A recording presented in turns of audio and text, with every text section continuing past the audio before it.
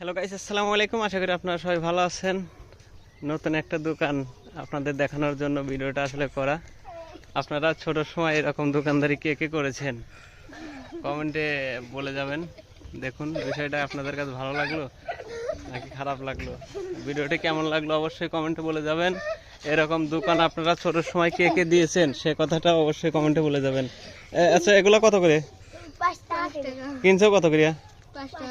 তাহলে 5 টাকা করে কিনছো, 5 টাকা করে যদি বেচো তাহলে লাভ কি? লেসু কয় টাকা করিয়া? লেসু 2 টাকা করে আনছি, লেসুর হাতে দেবো 2 টাকার চকলেট আর 1 টাকার লেসু। কয় টাকা করিয়া? 5 টাকা করে। 5টার 2টা চকলেট আর লেসু। আর কেক? কেক 5 টাকা করে। 5 টাকা করে কেক আনছো কত করিয়া? আনছি 5 টাকা করে। তাহলে আর লাভ হইলো কি বেশি? লাভ মেলা হইলো একদিক থেকে। কেবে লাভ হইলো? এখন ধরেন যদি ছোট মানুষ লে তাহলে 1 টাকা করে কেকের অর্ধেক করে হবে আর 2 টাকার চকলেট হবে। ছোট মানুষ কিনে খালি একটা কেক ভাঙে অর্ধেক দিবে আর 2টা চকলেট দিবে। তাহলে কেক হলো 2.5টা আর চকলেট 2টা, তাহলে 4.5টা।